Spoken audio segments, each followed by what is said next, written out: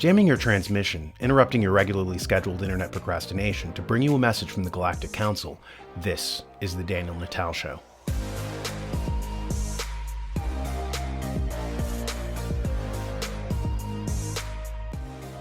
Joe Biden recently set the media abuzz when he casually referred to the coming New World Order. He was at a Business Roundtable meeting, the Business Roundtable being the chief architects of this coming world corporatocracy when his comments were made. You might know the Business Roundtable from its other hits, such as open borders, outsourcing, harmonizing tariff laws around the world, an international court, and the weakening of national sovereignty. At any rate, here's Joe genuflecting before his masters here. You know, we are at an inflection point, I believe, in the world economy. Not just the world economy, in the world. It occurs every 3 or 4 generations. As one of the top military people said to me in a secure meeting the other day, 60 million people died between 1900 and 1946. And since then, we established a liberal world order, and that hadn't happened in a long while. A lot of people dying, but nowhere near the chaos. And now is a time when things are shifting. There's going to be a new world order out there. Of course, Joe has long been an advocate for the New World Order, as you can see from this decades-old comment he made when he was still in Senate. What's important to understand is that the New World Order is more than just an Alex Jones buzzword connoting a totalitarian dystopia. For instance, when George Bush famously referred to the New World Order, he meant something more nuanced. We have before us the opportunity to forge for ourselves and for future generations a new world order, a world where the rule of law, not the law of the jungle, governs the conduct of nations. When we are successful, and we will be, we have a real chance at this new world order, an order in which a credible United Nations can use its peacekeeping role to fulfill the promise and vision of the UN's founders. It's important to remember the context of what was going on at the time period then. It all started with the fall of the Berlin Wall in 1989. Right after that, a domino effect happened whereupon several Eastern European countries collapsed, such as Czechoslovakia, Romania, Bulgaria, and Poland, all in the same year. Then in 1991, the Soviet Union itself imploded. The ripples of change didn't stay confined to Eastern Europe and Germany, though. Like a tsunami rushing west, it led to the formation of the European Union in 1993. That tsunami washed over Western Europe and slammed into the United States on September 11th, 2001, when a terrorist event changed America forever. Part of that fundamental change was brought about by the so-called Patriot Act, written by none other than Joe Biden. From then on, America would become a security state, and its citizens were told that they had to give up their essential liberties for the promise of greater security. They would have to endure pat-downs at airports and more warrantless spying on their personal information. Their banking transactions would no longer be private, but would now be transparent to the government, all on the claim that it was to protect us from terrorists. So George Bush was actually right. He did occupy the White House as the Old World Order, signified by the 1944 Bretton Woods Agreement, and a bipolar world made up of the Allied sphere and the Soviet sphere underwent monumental change. By the way, the 1944 Bretton Woods Agreement, which divided the world between East and West, came hard on the heels of H.G. Wells's book entitled The New World Order in 1940, where the socialist Wells engaged in what he called the open conspiracy to change the nature of the world and to place it on more collectivist materialist principles.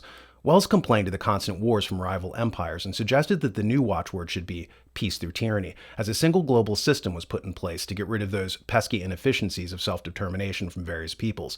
Of course, Wells, who was literally a member of the first British Ministry of Propaganda in 1916, was merely placing a more alluring face on what amounts to global monopoly. This was the dream of the business interests, like the Business Roundtable as aforementioned, since the days of Andrew Carnegie. Carnegie was a master of monopoly. He would ruin smaller companies by undercutting their prices. He would sell products for less than the cost to make them, knowing that he could sustain the losses. The smaller companies couldn't. So when they went under, he would buy their equipment and facilities for pennies on the dollar and absorb these plants into his larger conglomerate. At any rate, when Andrew Carnegie created his Carnegie Institute for International Peace, there were people who saw a seeming contradiction in the ruthless robber baron who seemed to mend his ways by now striving to usher in a paradigm of peace and brotherhood. In reality, there was no contradiction. Carnegie was merely applying the principles of business monopoly to nations, crushed the smaller countries, and absorbed them into one larger world system run by businessmen. At any rate, billionaire investor Ray Dalio recently came up with a book about the changing world order. He created a video to accompany it. The Changing World Order. The times ahead will be radically different from those that we've experienced in our lifetimes, though similar to many times before. How do I know that? because they always have been.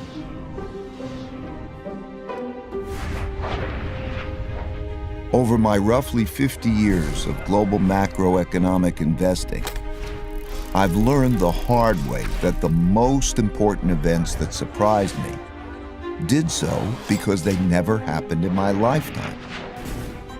These painful surprises led me to study the last 500 years of history for similar situations, where I saw that they had indeed happened many times before, with the ups and the downs of the Dutch,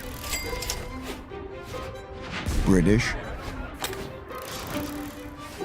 and U.S. empires.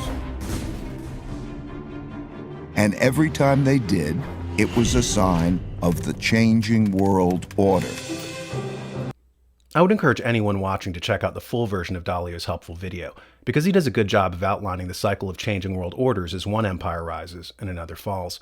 He errs, however, in thinking that China will be the next great empire and that the next world order will be built upon that. China, too, is under this delusion.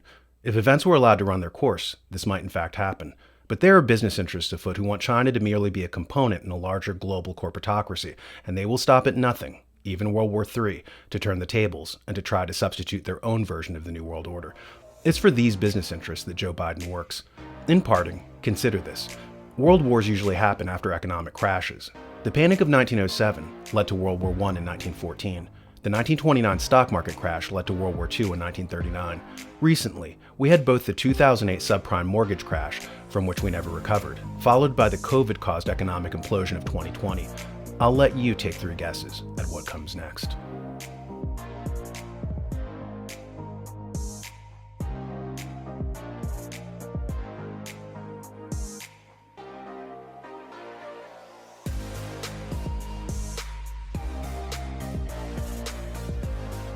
In the original conception of the Constitution, the people would be briefed by a sort of de facto intelligence agency called a free press.